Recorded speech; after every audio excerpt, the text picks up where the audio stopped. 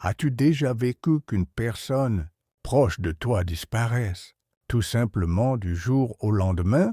Peut-être as-tu envoyé des messages qui sont restés sans réponse, passé des appels qui sont tombés dans le vide, ou tu t'es demandé si tu avais fait quelque chose de mal.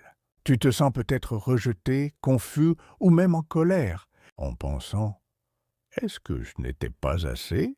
La société appelle ça ghosting ou lâcheté.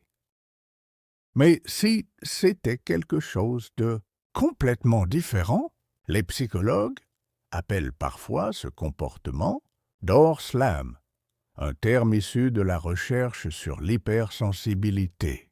Ce n'est pas un signe d'indifférence, mais souvent d'autoprotection et d'épuisement émotionnel, alors que le monde te dit de ne pas le prendre personnellement. Peut-être que cette personne a atteint une limite intérieure qui est restée invisible pour nous. Pendant des décennies, on nous a appris que les relations ne sont valables que si elles durent pour toujours.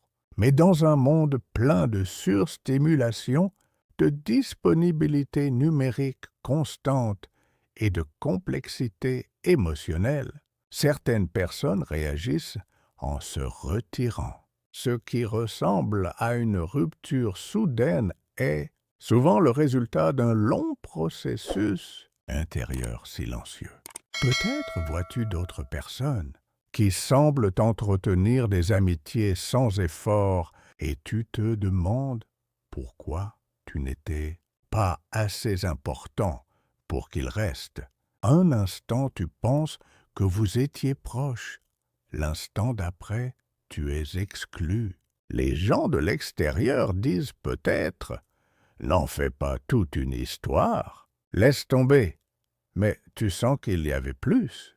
Peut-être que cette personne était simplement dépassée par elle-même, par toi, par le monde. La psychologie appelle ça la rupture relationnelle comme stratégie d'adaptation, une tentative malsaine, mais humaine, de reprendre le contrôle. Pour faire face à de telles expériences, tu as besoin d'une chose avant tout, de la compréhension envers toi-même. Vois ta vie en phase.